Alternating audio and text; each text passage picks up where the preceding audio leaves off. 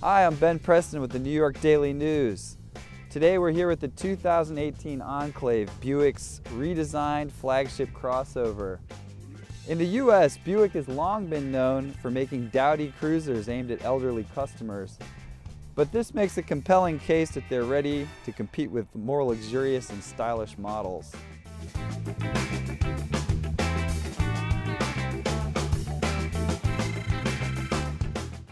The previous generation Enclave was a bit more bulbous than this one.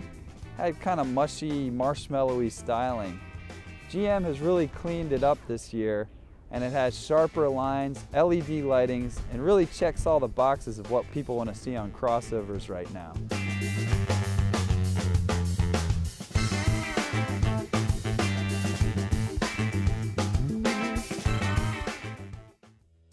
The overall impression that I got of this car when I saw it for the first time from the outside pretty much carried over to the interior.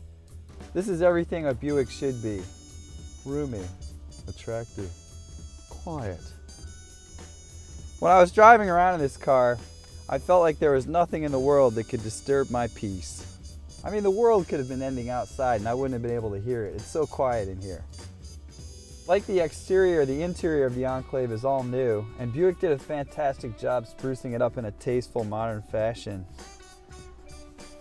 The controls are pretty straightforward.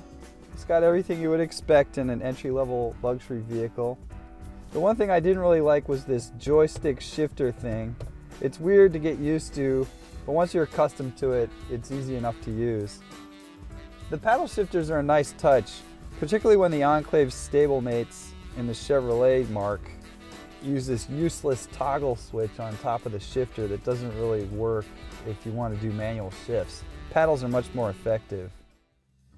With the third row seats folded up, the Enclave has about 24 cubic feet of cargo space, and the way it's configured, it's very usable. It's got a wide, flat load floor, so you can stack multiple rows of grocery bags and that sort of thing.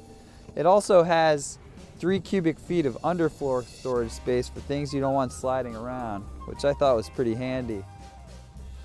It also has this electric seat fold down feature that gives you a flat load floor and 98 cubic feet of cargo volume total. Very nice.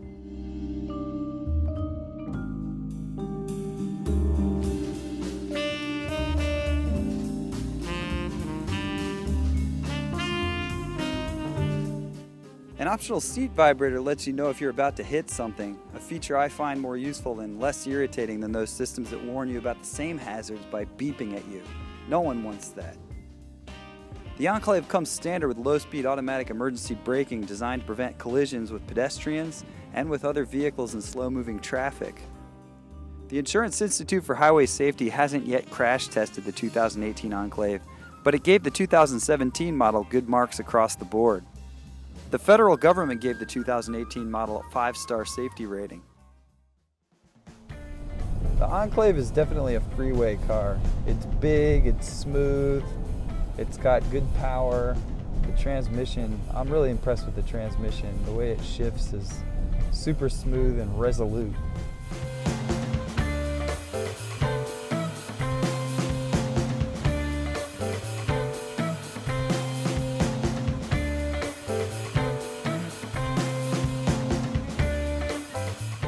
On a highway trip where I was about 40% in the city, 60% on the highway, I got just over 22 miles to the gallon.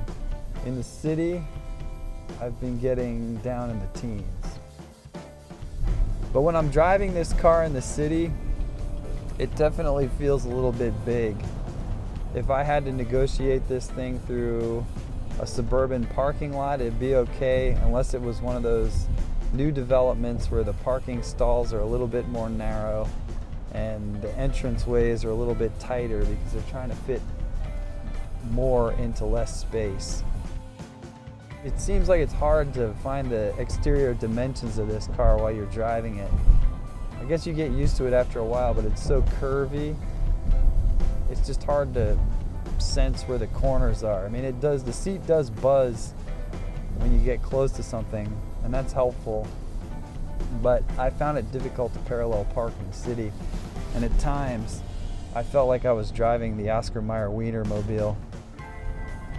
Once you get off of smooth freeway, the handling on this is a little bit spongy, a little bit soft, which is nice when you want to have a smooth ride on smooth road and you don't want to hear or feel a lot of bumps or noise.